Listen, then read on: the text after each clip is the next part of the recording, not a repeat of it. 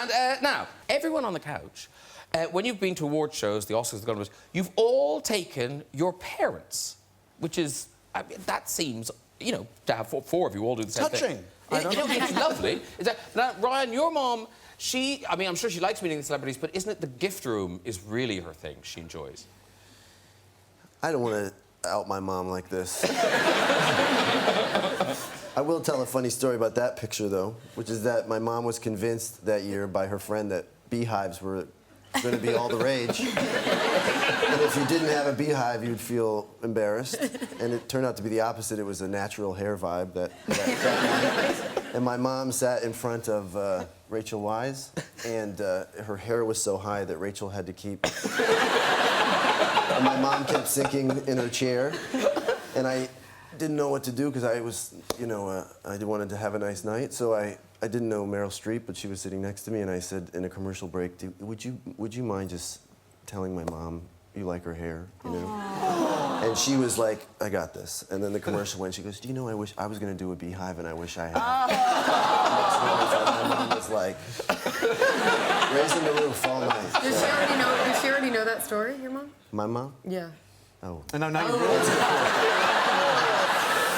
Yikes! She'll never see this. She'll never see this. Yeah.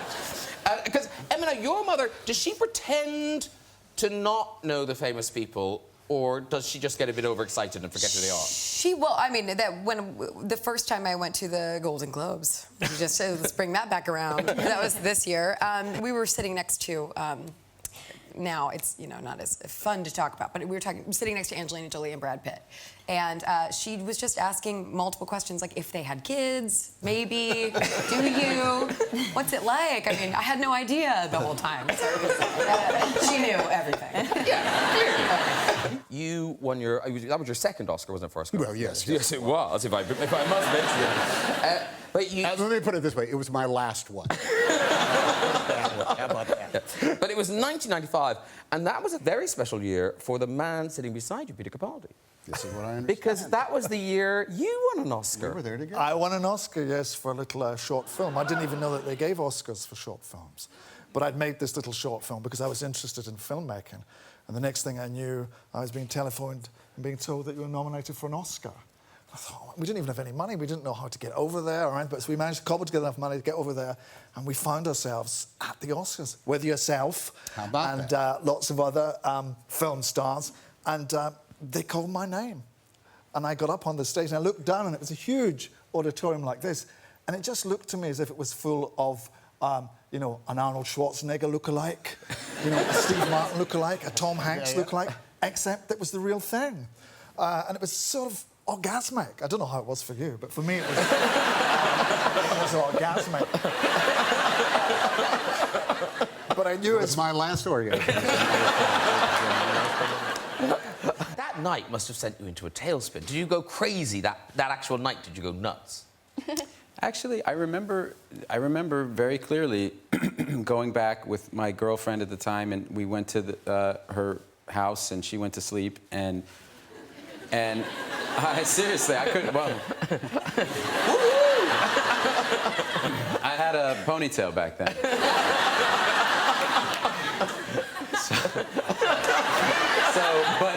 But I couldn't sleep. I was just kind of still buzzing and was sitting there, and I remember very clearly looking at that award and thinking very, very clearly. Am I allowed to say a four-letter word on this show? Sure.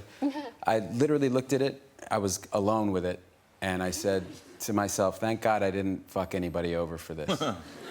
And I suddenly had this kind of thing wash over me where I thought, imagine chasing that and not getting it, and getting it finally in your 80s or your 90s with all of life behind you, and realizing what an unbelievable waste of your, you know what I mean? Because it can't, it's got to be, you know what I mean? It's not, it can't be good enough. Right. It can't fill you up. It will never, if that's a hole that you have, that won't fill it, right? And I felt so, like, blessed to have that awareness at To learn- 27. yeah, to learn it at that age. To learn it, and because I wouldn't have known it unless I knew it, you know what I And mean? you're right, like imagine figuring it out at 80. That would be... How hard, and I literally, like, my heart broke for a second. It's like I imagined another one of me, you know, an old man, kind of going like, oh my God, where did my life go? What have I done? And then it's over, you know?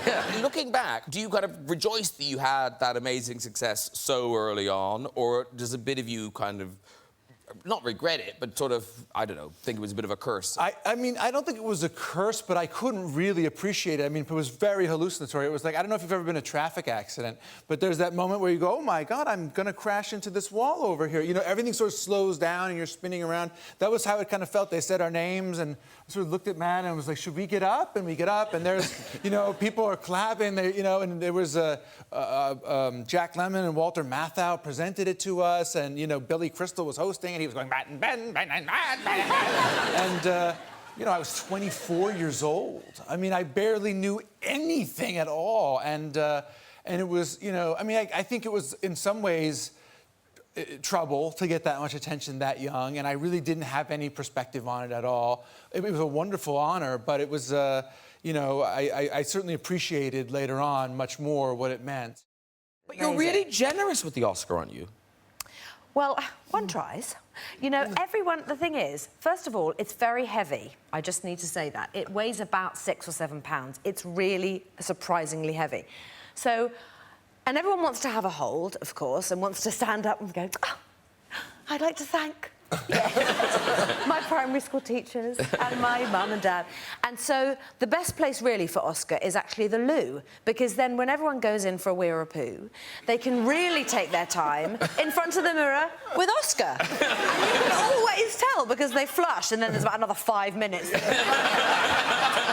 You're playing with Oscar. And they come out and, how was Oscar? And they go, oh my God, it's so heavy. Have you been at the Oscars? You're going to say, have you got an Oscar? Yeah, have you, David? I think so. I'm not sure. I'll have to check when I get home. What is the theme of this show if you don't have one?